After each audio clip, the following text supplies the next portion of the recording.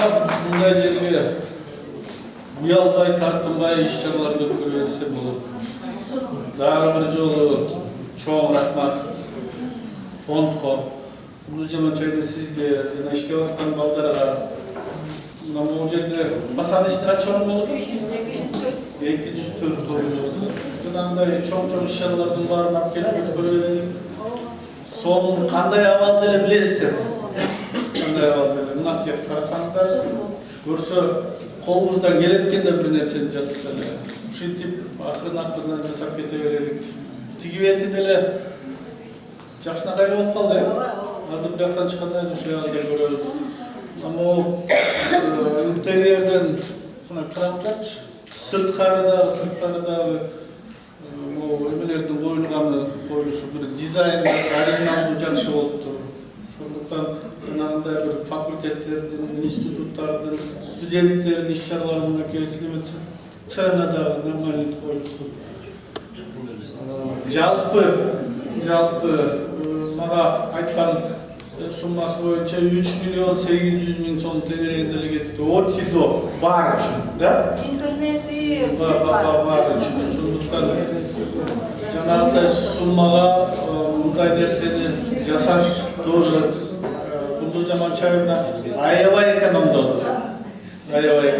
Ал жерде дагы деле мына фонддо дагы деле 5 миллиондон ашыгыраак акчаңыз бар, ал баягы ортодок акча, ал жерге дагы түшүрөбүз деп атабыз. Жакын арада буюрса 31-майга карата университеттин күнүнө карата главный корпустун бул жак бетиндеги жанагы амфитеатр летний тоже будет бир оригинальный проект менен даярдалып атат. Ошол бүтүп калса, ал да жакшы болот. Куттуктайм бардыгыңыздарды. Ийгиликтер болсун, ушул жерде бир жакшы иш-чаралар өтсүн. Өзүнө баары эле коюлуптур.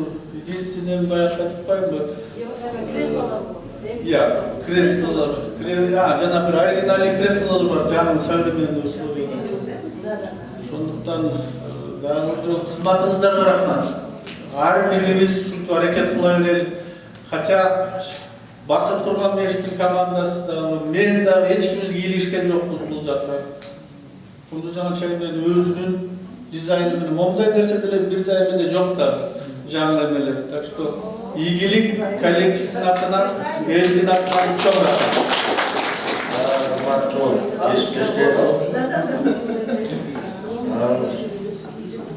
Жакшы нерселерди көргөндө адам толкунда күйүнүп жанагы улуттун деми менен дүйнөлүк бийиктикке атпайбызбы? Мына мондай нерселерди көрсө адам биз дем алып, күч кубат алып, дагы алдыга жакшы нерселер жасап келет экенбиз. Мына мен 1960 жылы келдим эле университетке. Ошондон бери 66 жыл. Ана ошол жылдары мен жанагы 2-нчи жашта кетип баратканда айттым. Ошол эле корпуста окуганбыз ошол жылдары. 1-нчи этаж, 2-нчи этаж, 3-нчи этажда биологтор болчу, экисинде физмат факультети болчу, 1-нчи этажда библиотека болчу, 1-нчи этажда баш жагында эме болчу тиги бухгалтерия. Анан тигилер боло залда, анан баары читардын залдары эле.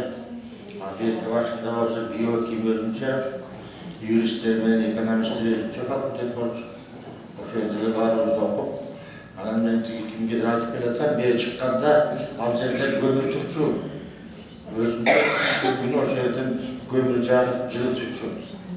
Анан ошондон беркини азыр көрүп туруп, ага чейинкилерди көрдүк канча убакта. Чынында биздин университетте мен башка жакты барып көрүп, анан өзүбүзгө келип туруп, мына ишимден уял жумуш билем. Өзүңөр билесиңер, мебелдер кийинки учурларда ошо жаңыланып жатат. Анан мына азыр 4-5 жылдан бери чынында эле ушундай жаңылыктар пайда болуп, адамдын көңүлүн көтөрүп жакшы болуп атат. Аны отурган шикор болсо, аны окуй берсин. Калгандары биякта жанагы электрондуу залда электрондуу иштери жасай берет. Орта жерде бир дымып калганыбыз таза бугун чыгарып алат бар. Мына мондай болгондо эле дайындап жатат. Урматтуу замандаштар, артындагылар кулуп атабы? Артисткасы билим келип атат да. Эми билим берүүдө, билим деген түшүнүк педагогикалык энциклопедия эки маани мейли. Биринчиси маалымат, информация, экинчиси каражат курал. Демек билим алган киши ошол билимди каражат курал катары пайдаланып, өзүнө өзү тың болот, оокатына тың болот, анан эмгек рыногундагы конкуренцияда туруштукта илгерилейт. Ошол уюштурган эң баалуу каражат бул билим берген аудиториялар эсептелет. Залдар эсептелет. Мына Кудай буюрса, жыгыштар ыкчам тез болуп атат. Ошол азыр баардыгыбыз көрүп отурабыз. Эми ушул залыбыз биздин жаштарыбыздын, келечектеги мыкты инсандарыбыздын акыл оюн жаңырткан, аналитикасын ой жүгүртүн байыткан, логикасын күчтүү кылган инсандарды тарбиялоого чын эле жакшылыкка жай болсун.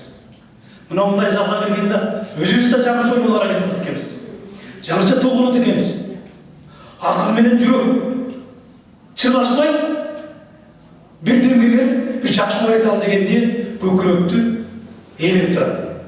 Ошондуктан ушул жайбек абдан ак жолтой болсун, ийгиликтүү болсун, жаштарыбыздын демириден кошкон, ийгилигине ийгилик кошкон, шыгына шык кошкон, кубатына кубат кошкондой. Кандай десем, стационардуу күчтүү зал болсун. Анан эми экинчи бир өзгөчөлүк, ушу бизге демеушүлүк кылган мекемелерге, жеке жарандарга миңдерден рахмат. Эгер алардын акчасы болсо, бул жасалмаган нерсе. Ал эми ошону үнөмдү пайдаланып, рационалдуу ишке ашырган кумдуз караган. Урматтуу замандаштар, ийгилигибиз арта берсин. Экинчиден, үчүнчүдөн, бул адамдын тагдыры болот. Ошого жарашып оңот келет, мартабы келет. Мына биздин доктор өзүнүн мүнөзү боюнча, ой жүгүртүүсү боюнча абдан прагматикалык стилде жүргөн адам экен. Ошонун натыйжасы көрүнүп атат. Мына бүгүнкү окуя, буга чейинки окуялар, мына республикага даңазасы кетти. 100 жылга 100 кабинет, 100 жылга 100 китеп. Мындай окуя жогорку билимдердин мейкиндигинде эч болгон эмес. Сондықтан ушул жакшы саамалдыктарыбыз булак көзүндөй турук болуп, сооруп калбай, олгуштап агып турсун. Рахмат көңүл. Урматтуу коллегалар, биз бүгүн дагы университетибиздин бир чоң жакшы саамалдыгында жолугушуп отурабыз. Бул жерде Эсенбек Мамбетовдун айтып өткөндөй, университет биздин көз алдыбызда өзгөрүп бара жатат. Азыркы 16 этаж курулуп жаткан мурдагы 4-чү общежитие, мен студент кезде ошол общежитиеде жашап, анан азыркы Кыргыз-Кытай институту болгон чет тилдер факультети ошол жерде жайгашчу, ошол жерде окуп, ушул университетти бүтүп, кайра ушул университетке 1,5 жылдан эле кайра келдим. Мектепте 1,5 жыл иштеп, андан эле ушул университеттин кафедра педагогикасында.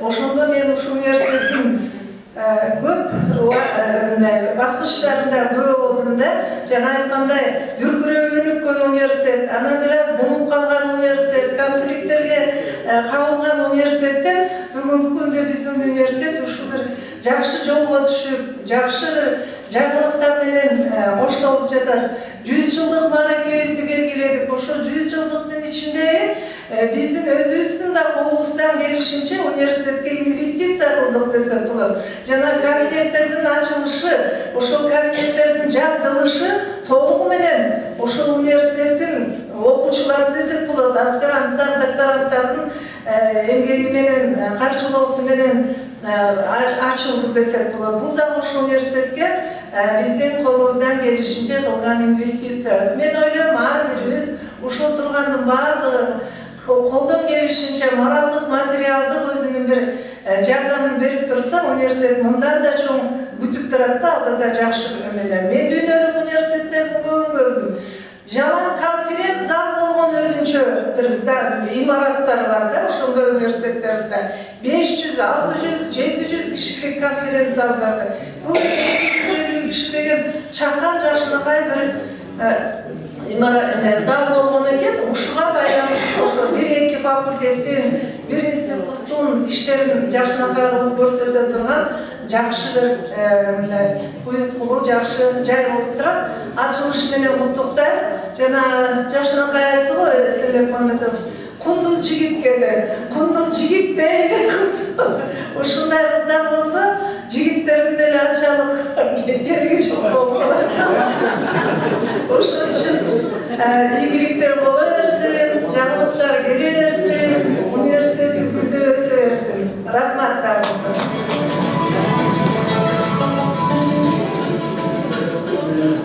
Аксакалдарыбыздар уже сүйлөдү десе айтып калышты, сүйлөдүлөр. Урматтуу кесиптештер, чынында эле дүйнөнүн көп бурчтарын кыдырдык. Dünyanın көп burçlarını kıldırdık. Ошол мисалы үчүн мен Гуанчжоуга барганда, Сианга барганда, же болбосо Үрүмчүдө, же болбосо Осман Гази университетинде Түркияда, Казан менен Барнаулда жүргөндө ушундай бир сонун залдарын көрүп суктанат элек. Мына былтыр доктор Тосарчы менен барып Алматыны көрдүк. Кандай сонун шарттар түзүп койгон. Самаркандтагы лабораторияларды айтпагыла. Ал жерде жана физика жана химия технологиялар боюнча кабинет мухраза болмак болчу да. Кытайдан Кундуз Жаманчаевдин өзү кошо жүрдү. Не деп, анан ичибизден арыбызга келчүбүз да. Бир сонун болсо, жакшы болсо деп, ошол тилектер азыр ишке ашып келет. Мына баарыбыз айтып атабыз, мына тигиндей болду, мындай болду. Ошол баарыбыз салмош беребиз. Ушу жөнөкөй мугалимдерден баштап профессорлорго чейин аракет кылып атат. Аны көрүп атасыздар. Мына 100 кабинетке эже айткандай баардыгы салмошту да. Баардыгы инвестиция кылды. Баардыгы тикесинен түп турду. Жана 116 китепти да баардыгы тирбейип отуруп жазышты. Демек бул биздин коллективдин бир муштуңга келгенин мисалы. Бир багытталган мисалы.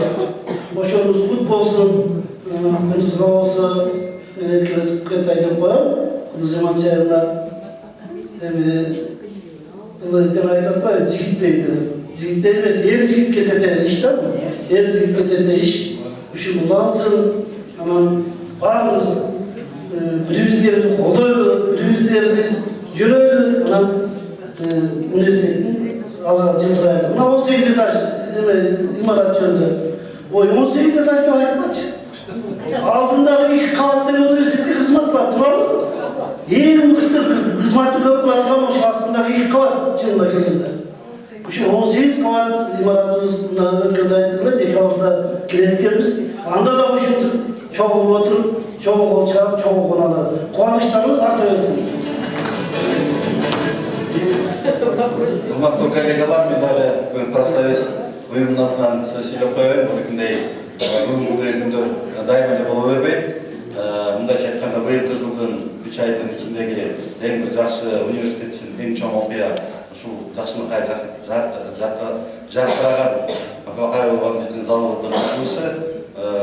Эмнеге дегенде кубанарлык берсе, өткөн жылы 100 жылдык той бергенде биз бир топ чыгым болгонбуз. Акчалай чыгым болгонбуз, бир топ тапкан нерселерибизде көп нерсе болду, бирок кыргыздарда бир белгилүү жагдай бар го, той бергенден кийин бир топ каржы алып коет. Анан биздин өзгөчөлүгүбүз ушу той бергенден кийин ушундай күч алып кайра той бергенден ушундай жакшы нерселерибиз ачылып аткан өзгөчө акыбал. Анан ушул акыбалга жардам берген жана биздин ишканаларды ошо ишке келтирип, кепке тартып, сөзгө тартып, ушундай бир жакшынакай иштерге тартып келип аткан биздин жетекчибиз ректордун эмгегин да баалайлы. Эшиңизге ийгилик болсун, ушул темпте, ушул ийгиликте жыла берели. Бүгүнкү учёный советинде биз окумуштуулар кеңешинде бүгүнкү биринчи маселе боюнча бекитип берген маселебизде дагы канча миллиондогон акчаны сарптап, оңдоо иштерин ушундай акыбалга келтиребиз деген иштерге биз макулдугубузду бердик. Көтүн жээгинде салына турган жайында, жай мына 2-3 айда келип калат, ошол жака буюрса бир башка бирөөлөрдүн көз артып, сүйүнүп барып жүргөндөй болгон эс алуучу жайларга биздин мугалимдер, биздин кесиптештер ошо жерге өзүбүздүкүнө, биздикине келдик дегендей болгон бир жакшы шартта барат экенбиз. Эми ишибизге ийгилик. Кундуз Жаманчаевна сиздин адресиңизге аябагандай сонун жакшы каалоо тилектер айтып атат. Иштер улана берсин. Коомдук фондду түзүп атканда бир жакшы тилектерди кааладык эле, мына буюрса ал өзүнүн ишин көрсөтүп атат. Рахмат сизге.